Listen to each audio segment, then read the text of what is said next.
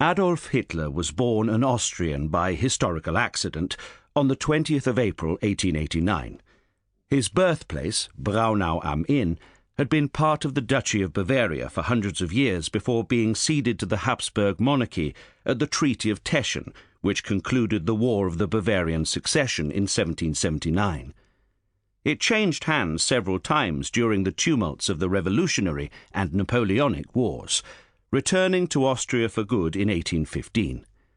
Culturally and ethnographically, the border along the River Inn between Germany and what became the Austro-Hungarian Empire marked a distinction without a difference, at least in Braunau and environs.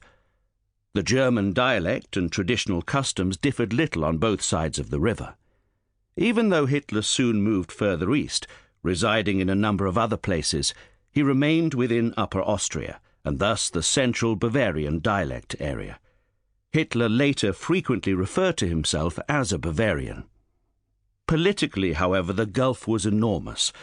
For about 1,000 years, Braunauers had been part of the Holy Roman Empire, a political commonwealth which embraced most Germans until its collapse in 1806. Their German orientation was maintained through membership of the German Confederation after 1815.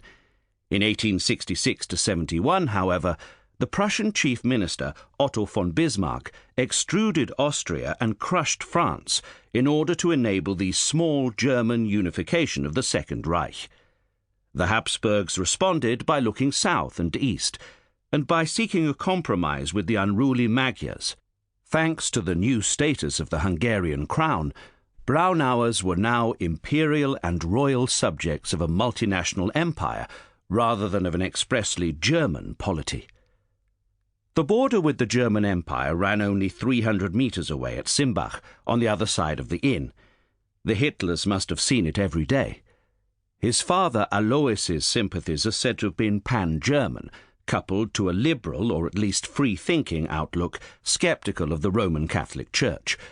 There is no reliable evidence that Alois was either disloyal to the Habsburgs, anti-Semitic, drunken, or violent towards his children. Adolf was a younger child in a sprawling family.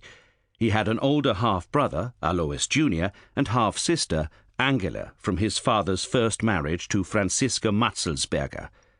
After her death, Alois had married his cousin, Clara Pölzl, with whom he had 6 children, of whom only 2 survived, Adolf himself and his younger sister Paula. 2 of Hitler's 4 siblings died before he was born, and 1 when Hitler was hardly 10 years of age. Clara's sister Johanna, nicknamed Hanne Tante, was a major figure in their lives. Alois's work soon took the family from their home in the Salzburger Vorstadt Street to nearby Haarfeld, Lambach. He also worked for a while in the German border town of Passau. Alois eventually retired to Leonding, where he collapsed and died over a morning glass of wine in a local hostelry on the 3rd of January 1903. The widowed Clara moved the family first to Linz and then Urfahr on the other side of the Danube. Hitler's education at the Staatsrealschule Linz continued. The school at Linz was known for its German nationalist and anti-Habsburg sympathies. After doing well in his first years at school, Adolf became an indifferent pupil with frequent absences, securing high marks only in drawing and sport, and only as satisfactory for effort. Although Hitler joined various cultural organizations while in Linz and Urfahr, such as the Linzer Musealverein, the Oberösterreichische Musikalverein, and the Oberösterreichischer Volksbildungsverein, there is no contemporary evidence for any political engagement. There is nothing to suggest either that Hitler knew his fellow pupil, Ludwig Wittgenstein, later a famous philosopher. One way or the other, Hitler was a poor student who was forced to repeat a year before finally leaving school, aged 16. What effect this drumbeat of death and change had on the young Adolf is not known. His experiences were in no sense remarkable.